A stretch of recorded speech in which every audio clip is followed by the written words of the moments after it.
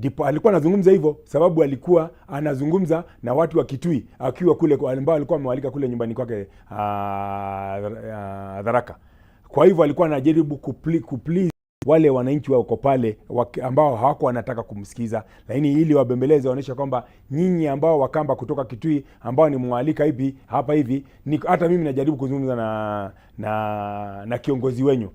Hakuna siku yoyote Mheshimiwa Kalonzo Musyoka amewahi kuzungumza na hao watu na huyo aliyesema hayo ama yeyote yule. Na hakuna siku hata moja Kalonzo Musyoka amewahi kutembelea State House, ama na hakuna siku ambayo atakayotembelea State House ama kuzungumza na mtu wa State House. Mheshimiwa, unajua palipo na moto hapa kosi moto. Hapo ni uongo. Ni kumaanisha kwamba kama lisemwalo pia lipo na kama halipo laja. Kama amelisema ni kumaanisha labda ni baadhi ya mikakati ambayo wanapanga.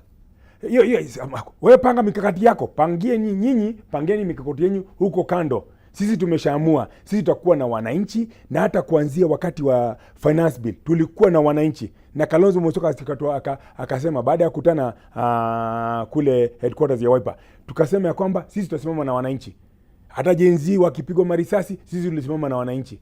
So hakuna ambapo tumewahi wakati yote ambao sisi kama chama cha Wiper ama Kalonzo Musyoka ama mtu yote yule atawahi kusimama kuzungumza na hao ambao wananuia. Utamezea mate yako kwa mdomo wako. Wewe meza mate kama unataka kumezea mate, una haki. Mdomo ni wako, mate ni yako, mate yako kwa mdomo wako, mmezee mate. Lakini hakuna siku ambaye, kwa nini wewe ukashikana na watu ambao wanadhulumu wananchi?